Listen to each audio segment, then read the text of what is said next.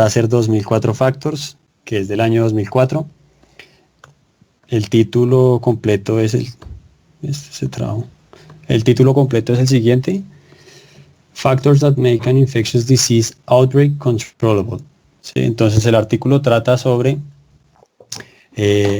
un modelamiento que hicieron en 2004 sobre enfermedades infecciosas, sobre la epidemia de enfermedades infecciosas y factores, o sea, particularmente son dos medidas: el aislamiento y el rastreo.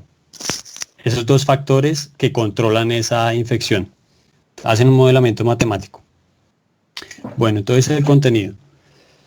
Es de 4 partes esta presentación. Primero les voy a mostrar los modelos, que son 3. Un modelo simple del que se parte, luego le añaden el aislamiento y luego le añaden, además del aislamiento, el rastreo. ¿Sí? Los que están infectados, pues rastreamos a ver con quiénes estuvieron para ver si ellos también están infectados. La segunda parte es sobre los parámetros de esos modelos. La tercera parte es sobre los resultados del modelo y finalmente unas conclusiones. Bien, los modelos. Entonces, antes de empezar, los modelos son continuos. Los modelos no consideran el espacio, ¿sí? No hay ubicaciones en ninguna parte, solo es una población que crece, una población infectada que crece. Y esta es otra cosa importante tener en cuenta, y es que en el modelo la población es infinita, ¿sí? La población no infectada es infinita y siempre hay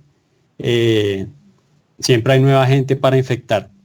El modelo lo que trata de predecir es cómo va creciendo la población de infectados.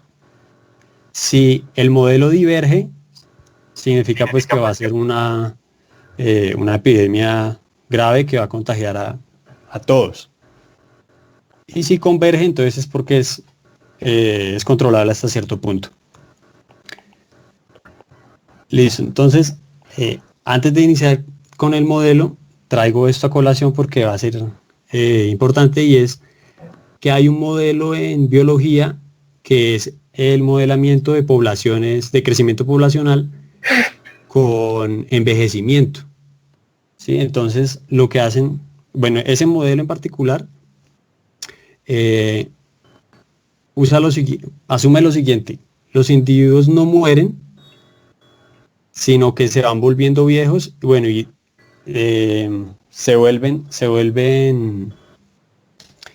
no se pueden reproducir a partir de una cierta edad, ¿sí? O sea, lo que hacen es nunca mueren, pero a partir de un cierto punto pues ya no se reproducen. Quedan como un individuo ahí que suma a la cantidad de población, pero pues que en realidad probablemente ya esté muerto. Y eso causa que la población sea no decreciente en estos modelos, ¿sí? Al final el modelo va a dar una curva que crece y crece y crece, que puede converger o diverger. Listo. Y lo que esto tiene relación con las epidemias de virus o de cualquier enfermedad infecciosa es: pensemos en que un individuo de la población nace cuando se infecta, ¿sí? O sea, es como nuestra población de infectados.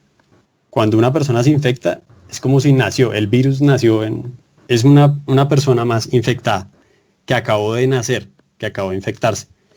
Y la edad de esa persona en realidad es el tiempo desde que se infectó, ¿sí?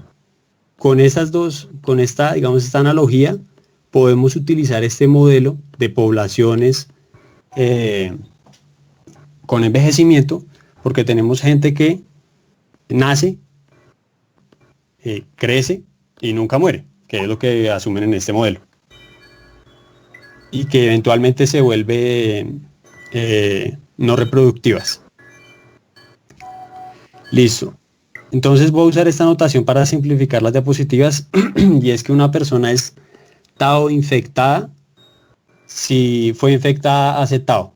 ¿sí? Si lleva incubando el virus desde hace tau, un tiempo tau. Bien, entonces el modelo utiliza tres funciones, ¿sí? Y, que es nuestro objetivo, es la cantidad de personas infectadas, ¿sí? Bueno, es una función de densidad porque todo el modelo es continuo, de la cantidad de personas infectadas, y este tiene dos parámetros: en qué momento estoy haciendo la medición y de personas infectadas desde hace cuánto, ¿sí?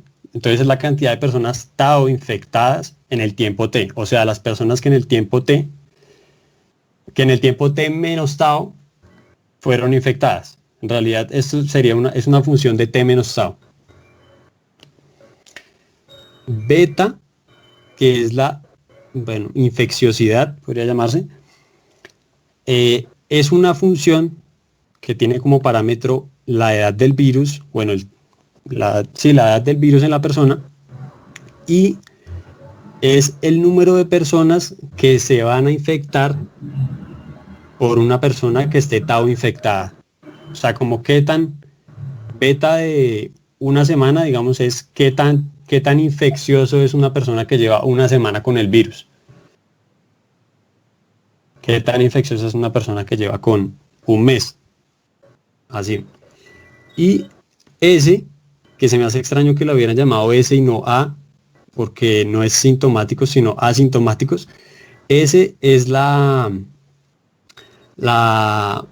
función de densidad de probabilidad de que una persona tau infectada, o sea, una persona que fue infectada hace tau tiempo, sea asintomática.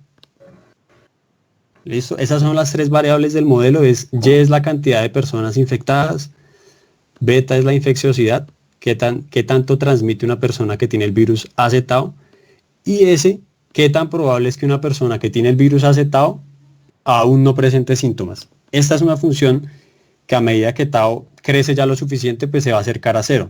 ¿Sí? Si ya lleva mucho tiempo con el virus, ya debería tener los síntomas. Listo, entonces ahora sí va el primer modelo, que es el modelo de von Förster para poblaciones con envejecimiento.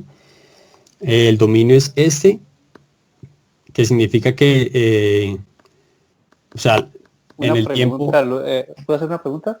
Sí, claro. Eh, con respecto a lo que dijiste antes de ese, o sea, ¿se está asumiendo que todo asintomático tiene que desarrollar síntomas Sí, necesariamente?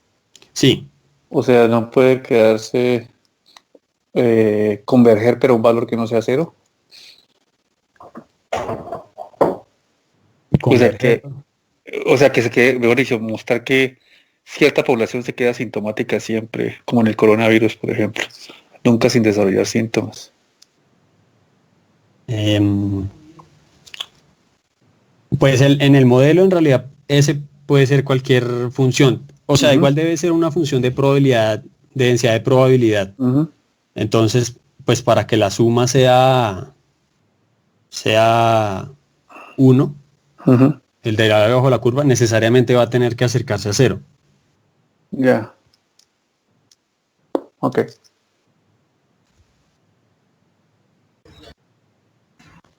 Listo. Una pregunta, Entonces, una pregunta, una pregunta.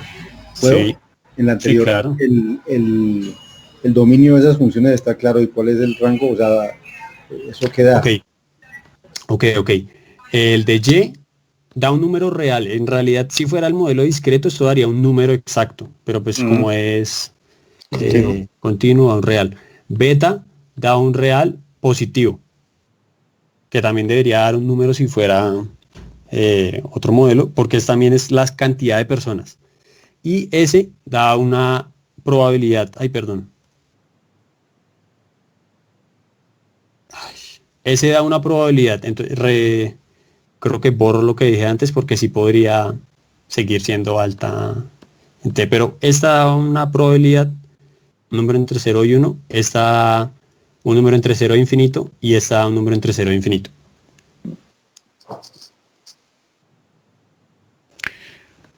Vale, en el dominio entonces tau siempre va a ser menor o igual que t. Es Mm, decir, en un tiempo en el tiempo inicial no puede haber nadie que ya esté infectado desde hace un tiempo. El modelo arranca con gente que se acaba de infectar. El comportamiento general está dado por esta ecuación diferencial. Yo elaboré un pequeño video que de pronto lo muestro al final, donde explico por qué esta ecuación es así. Y en los bordes, en los límites, tenemos estas dos condiciones. Primero es que y de 0,0 es una... ¿Servirá? Listo. Y de 0,0 es una constante inicial para el modelo. Es la cantidad de infectados inicial. Y y de t,0 está dado por esta integral. Esta integral que dice es la cantidad de infectados. Esa es la cantidad de nuevos infectados en el tiempo t. ¿Sí? Porque 0 significa recién nacido el virus. Entonces la cantidad de infectados en el tiempo t va a ser la cantidad de infectados de cierta edad que tienen el virus hace un cierto tiempo cualquiera por la infecciosidad de esa edad del virus, ¿sí? Para toda posible edad del virus. Vale, entonces, una pregunta en la ecuación diferencial que hay allí, esos dos términos, es que no le veo la diferencia, ¿son igualiticos? No, es parcial. no, este dice t y este dice tau. ¿Cuál dice t y cuál dice tau? Dice de t y aquí dice tau. Ya, yo es que quería ver yo buscando la diferencia y no la encontraba. Ya la encontré. A mí me parece lo mismo también. ¿Puedo hacer una pregunta? Sí, claro. ¿Esta es una ecuación de continuidad, la que tienes ahí en derivadas parciales? No sé, estoy como ajeno a esos términos. ¿O sea, algo así como una ecuación? Sí, en realidad sí, un poco. La verdad es que es muy sencilla. Yo elaboré un pequeño video, ahora se los comparto al final, y básicamente es un campo que es constante en una diagonal. Okay. Pero no sabría, la verdad, porque no soy experto en ecuaciones. Listo. Gracias. Vale. Listo, entonces ese es el modelo simple. Son estas tres ecuaciones. Bueno, la última, una condición ahí. Son estas dos ecuaciones. Cuando le añadimos aislamiento, lo vamos a hacer con este parámetro. Un parámetro epsilon sub i, que está entre 0 y 1. Y lo que va a significar es esto. Cuando un individuo muestre síntomas, va a ser aislado inmediatamente con esa probabilidad. ¿Sí? En el momento en que la persona muestra síntomas, se lanza un dado y si la probabilidad dice que sí, entonces se aísla inmediatamente de la población. Es decir, si epsilon sub i es 1, se aíslan todas las personas apenas son sintomáticas. Sí. O sea, eso, si las pruebas rápidas funcionaran muy bien, eso sería 1, digamos. Encontramos a alguien ahí mismo, lo aislamos. Y como aquí es demoradísimo, entonces puede ser tendida a 0. No por mucho tiempo. Que lo aislamos mucho tiempo después. Entiendo.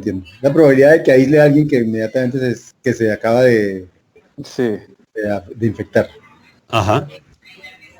No que se acaba de infectar, sino que acaba cuando de tiene mostrar síntomas. Sí. Bueno, eso es más probable porque el sintomático si va y consulta, lo que pasa es que hacen la prueba y se demora 5 días en que le digan si lo tiene o no lo tiene. Pero yo creo que debería tener en cuenta en el modelo, tal vez. Vale. Listo, entonces cuando añadimos ese parámetro epsilon sub i, esta primera ecuación, esta ecuación que teníamos antes, cambia. Esa es la que era sin aislamiento y ahora con aislamiento se vuelve esta otra expresión, que es sencilla de explicar. Y es porque la idea es, en esta ecuación inicial, lo que calculábamos era la cantidad de personas que estaban por su infecciosidad, por lo que todas estas se están infectando. Pero ahora como hay menos porque se están aislando algunos, entonces aparece este término que es menor que 1 y va multiplicando al y de t. Yo puse acá la... Ay, ¿esto qué le pasó? Yo puse acá la explicación con más detalle. Y es, bueno, la cantidad de tau infectados asintomáticos es Y por S, los que aún no presentan síntomas. La cantidad de aislados es epsilon sub I por los sintomáticos, porque a los sintomáticos son los que estamos aislando. Y, bueno, y luego utilizo ese término de los no aislados, entonces 1 menos eso, y ahí queda la constante. Les comparto las diapositivas. Listo. Cuando añadimos el rastreo, tracing, lo hacemos de la siguiente forma. También va a ser con un parámetro epsilon sub t, y funciona así. ¿Quiénes son rastreados? Robinson, ¿puedes apagar el micrófono, por favor? Lo acabo de hacer, está apagado. No sería yo. No, ahí aparece como si estuviera, pues no sé. Ahora sí. Creo que ya. Listo. ¿Quién es rastreado? Todos los individuos que ya estén aislados, cuando apenas son aislados, se les rastrea sus contactos. Se mira a quienes pudieron haber infectados, pero se hace con una probabilidad epsilon sub t a cada uno. ¿Sí? Es decir, si epsilon sub t es 50% y yo presento síntomas y me aíslan, en el momento en el que me aíslan, al 50% de mis amigos los rastrean, quedan marcados. Listo, ¿y qué pasa con los que quedan marcados? Ellos apenas tengan síntomas, son aislados inmediatamente. ¿Sí? Es decir, epsilon sub I se vuelve 1 para ellos.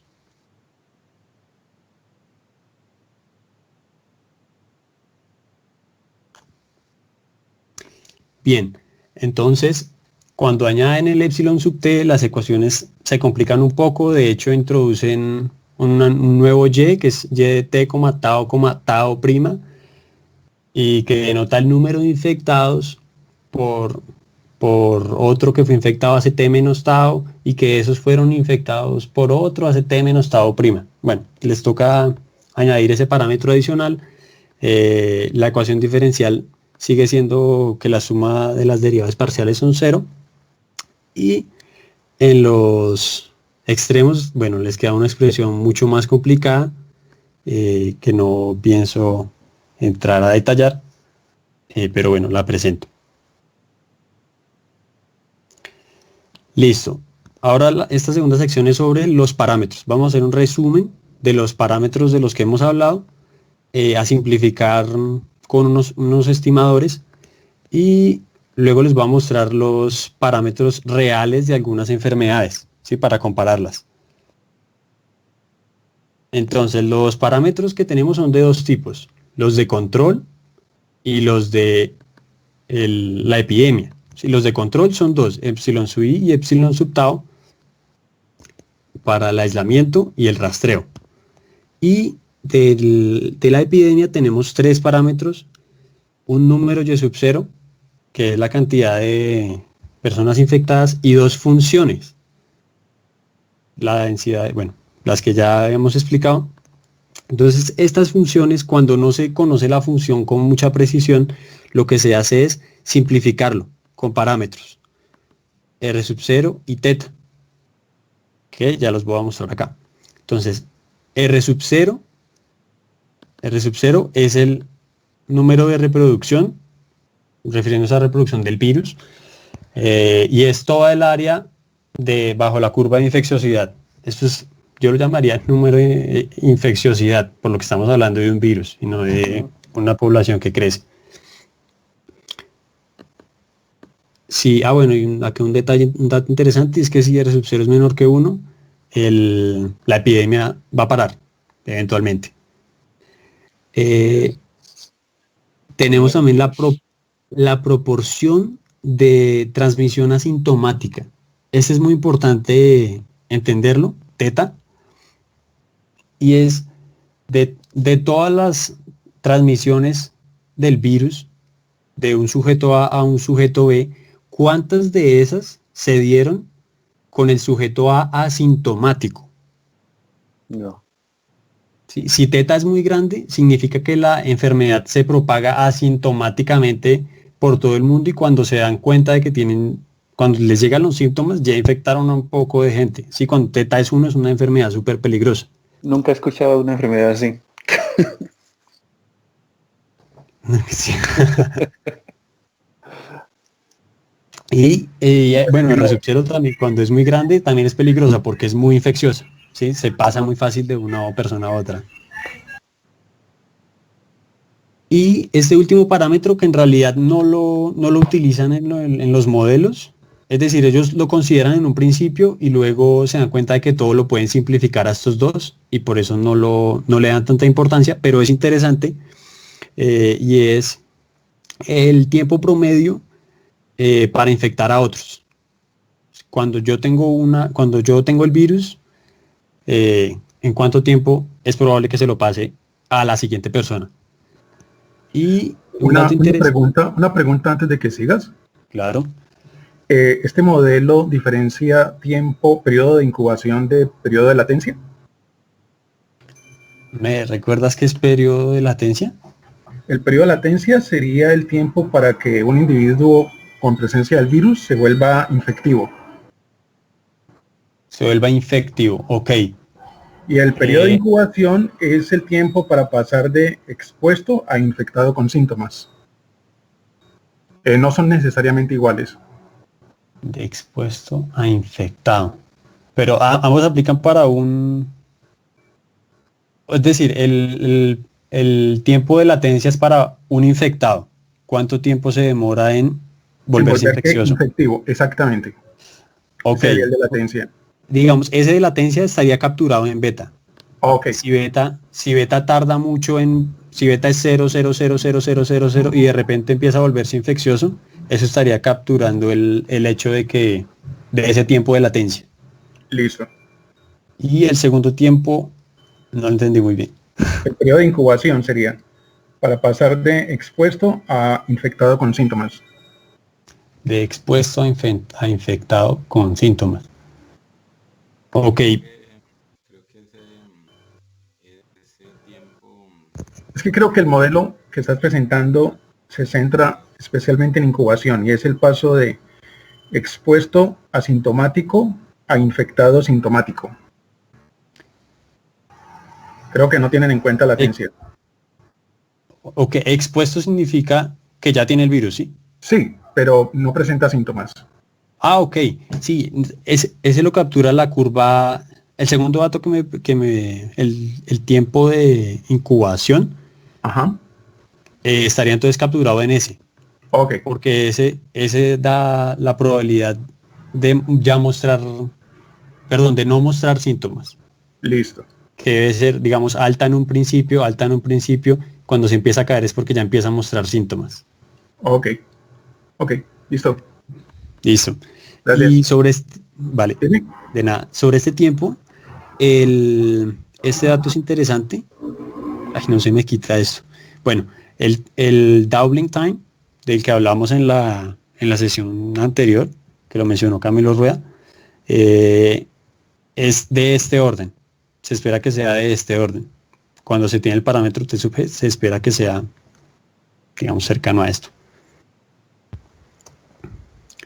Listo, entonces acá hay unos parámetros históricos. El doubling time que mencionó Camilo la vez pasada era como cada cuánto se doblaban los muertos.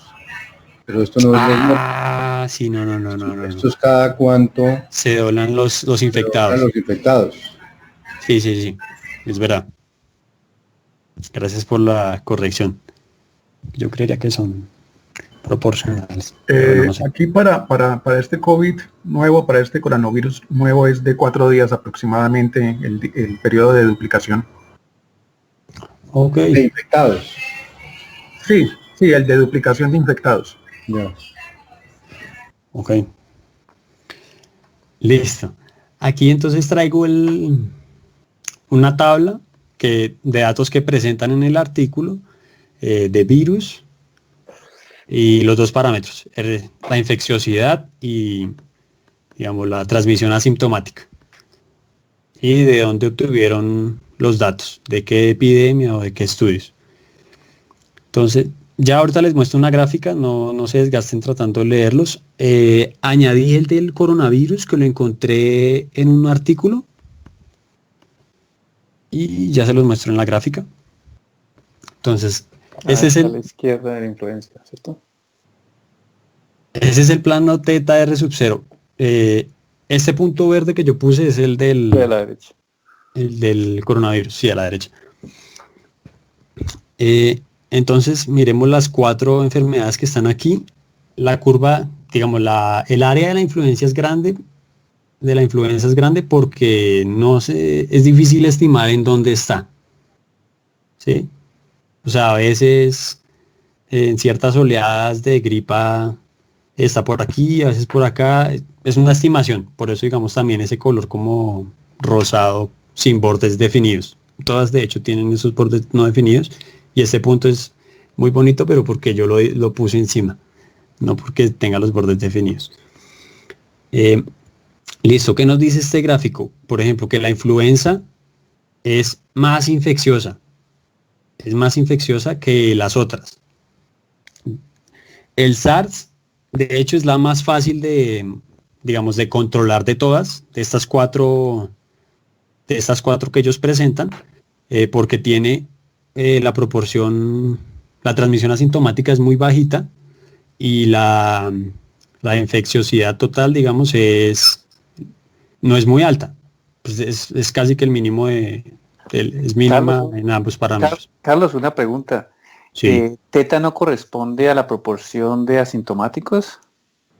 No es la proporción de asintomáticos, sino la proporción de todas las transmisiones, la proporción de transmisiones asintomáticas. Transmisiones asintomáticas. Qué diferente a... Pero no... A ver... ¿No son proporcionales? No necesariamente. No sabría. Vale, entonces ya voy a volverles a mostrar esa gráfica aquí en la sección de resultados. Entonces ellos hacen varias simulaciones. Me quedó el mouse aquí y acá. Bueno, la curva negra es sin rastreo, ¿vale? Ellos están en estas 3 gráficas, están variando el coeficiente de aislamiento de perfecto a no tan perfecto y mucho menos perfecto. Y las 3 curvas es nada de rastreo, rastreo al 100% y rastreo al 100%, pero con 2 funciones distintas. Entonces, a ver, en la situación de aislamiento perfecto, es decir, cada que una persona muestra síntomas, la aíslan inmediatamente. El coronavirus, por ejemplo, está fuera de control. Hay control insuficiente a este lado, y acá sería controlado. ¿Por qué? Porque así yo empiezo a aislar a todos los contagiados, el tiempo en el que ellos están asintomáticos, ellos igual están contagiando a toda la población. Sí. ¿Sí? Es por eso que este es epsilon, que el aislamiento no es suficiente. Cuando introducen el rastreo, mejora la curva negra. Sí. No, perdón, le estoy diciendo mal. Cuando quitamos un poco del aislamiento, o sea, ya menos perfecto, la gráfica empeora, ¿sí? Empeora en el sentido de que acá hay menos área controlada y más área descontrolada, fuera de control, que acá. Esto ocupa una buena proporción. Aquí sí está mucho menos controlada, y con epsilon igual a 70%, está aún menos controlada que esta. Sí, pues que es de esperar, entre menos aislamiento, pues más abajo va a estar la gráfica.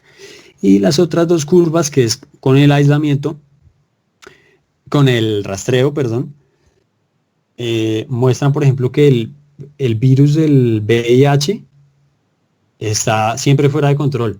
Así tuvieran el rastreo, si hubiera una epidemia de VIH, por lo menos con esas dos técnicas y así con estas policies, con estas medidas, así como las describen en el artículo, serían insuficientes. Pero eso se debe aquí al R0 y al teta. Sí, a la combinación de ambos. Aquí la verdad se ve mucho más al teta porque el teta es altísimo. Es decir, la gente tiene VIH, pero lo transmite y no se da cuenta. Sí, es por la transmisión asintomática, que en el VIH es altísima. Es básicamente, en palabras llanas, porque la transmisión asintomática es alta. Un individuo asintomático puede estarlo hace 10 años en VIH. Eso, exactamente. Eso es lo que lo hace tan difícil de manejar con estas dos medidas. La influencia que está aquí, bueno, ahí cada uno puede sacar sus propias conclusiones. Algo que repiten en el artículo es que el SARS es el más fácil de contener de los cuatro.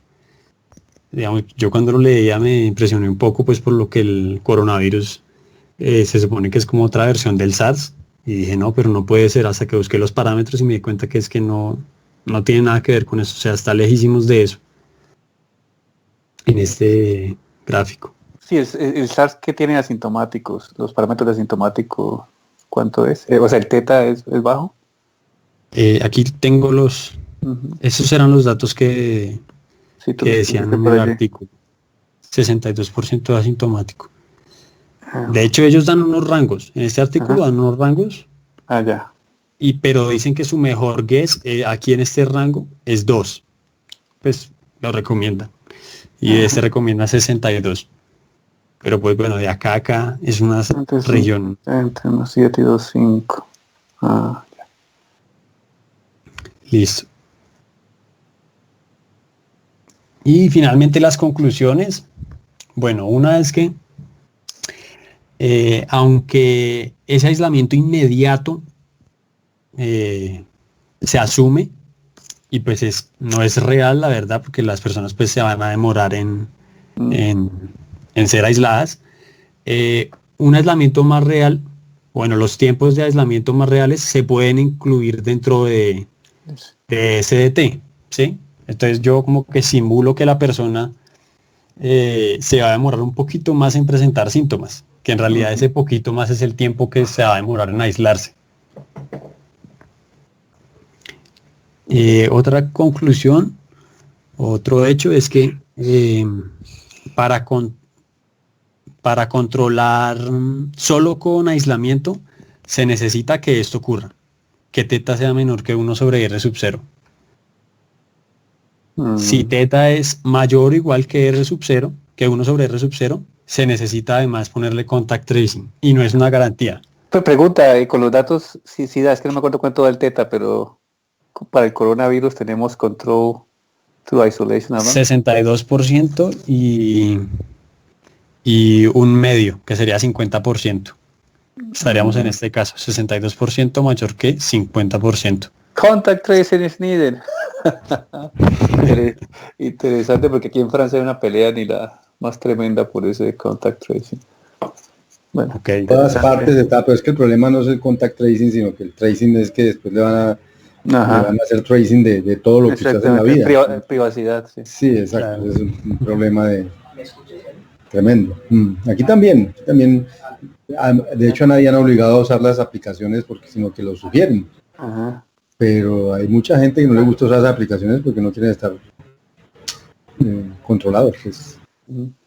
Este modelo se aplicaría, es decir, yo lo podría aplicar por segmentos, llamaría yo eso así.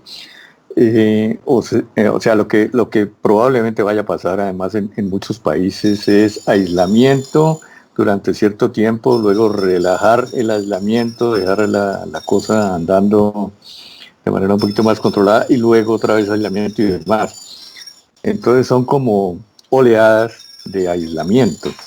Es decir, este modelo sirve en el sentido de que un aislamiento lo puedo considerar independiente del otro. Probablemente no sea cierto eso. Pero no es monotónico, Camilo, las funciones no son monotónicas. O sea, una vez uno se infecta, sigue infectado y no hay... O sea, como que uno no queda inmune en algún momento. ¿No necesitaría usted eso para hacerlo así como dice? Meto base en la discusión. Soy David Ramírez, hace rato vengo hablando. Bueno.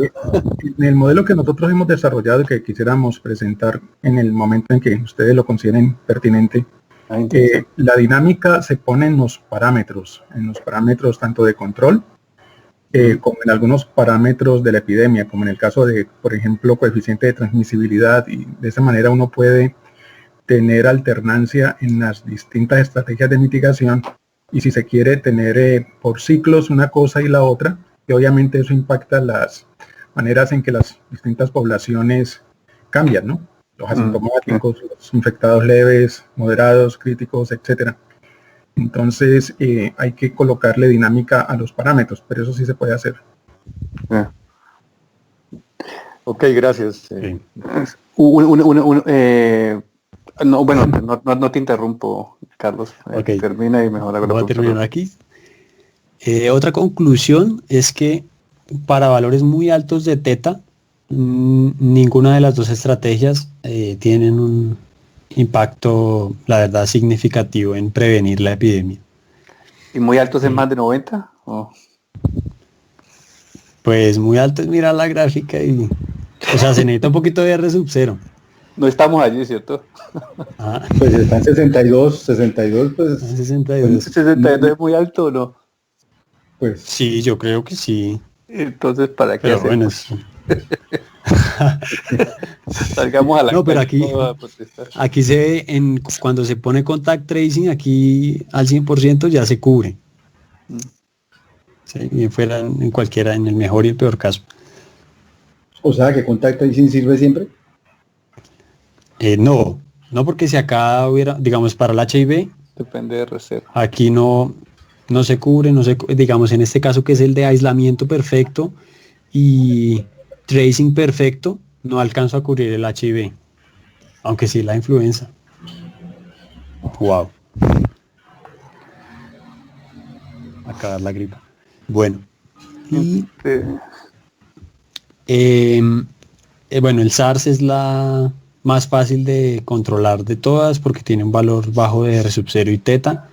Ese SARS fue el de Hong Kong en 2001, o sea, 3 años antes de que hicieran este paper.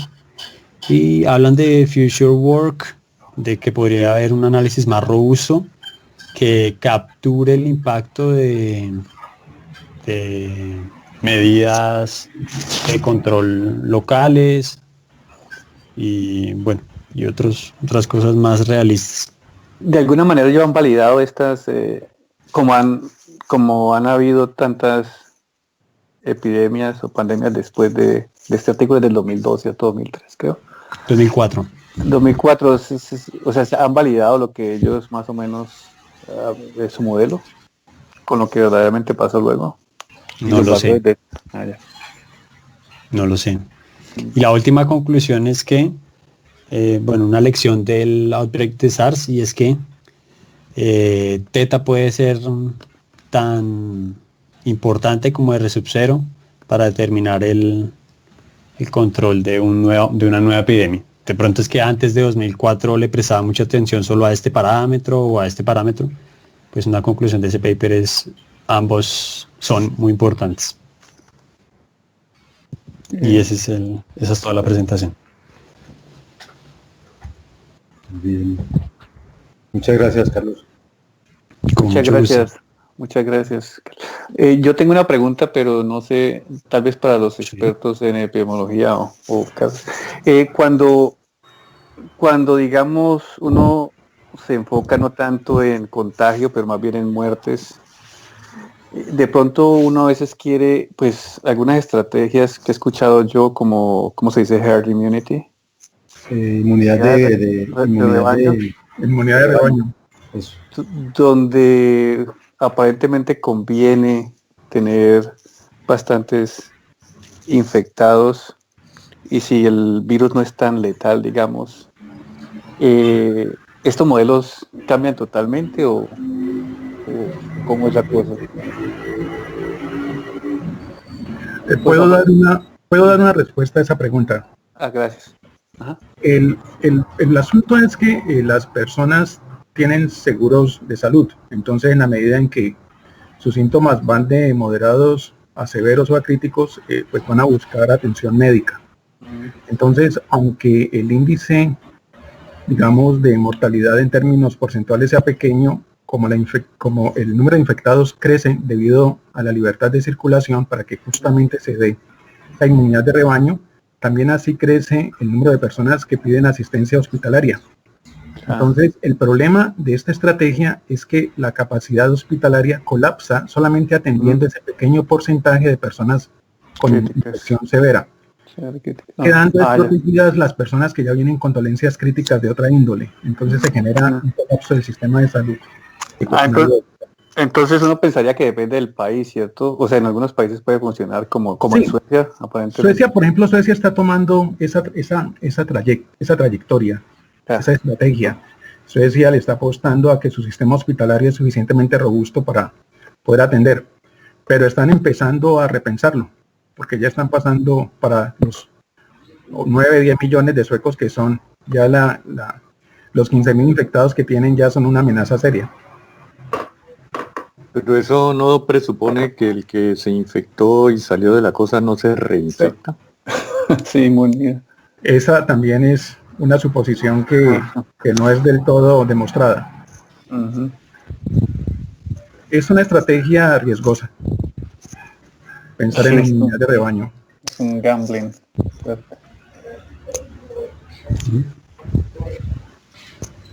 Bueno, muy interesante la cosa. Muchas gracias. Muchas gracias, Carlos. Muy Sí. interesante ese modelo. Muy interesante, Carlos. Listo, yo Gracias, quería Y antes bien de terminar, asimilado el asunto. por lo menos dejarles el... pucha, es que no no iba a lo he mostrar subido. no iba a mostrar un video, ¿cierto? Sí, pero no sé si el audio les suene, no creo que les suene. Entonces, lo pienso subir aquí a Google Drive y si quiere usted, profe, en el correo lo adjunta. Bueno. Porque no... Sí. Ya. No me... no está bien. Sí. Yo solo explicando la ecuación esa de las derivadas parciales. Ya. Bien. Entonces lo comparto. Qué vaina que no sé. Frank. Bueno, ¿me ibas a preguntar algo? Sí.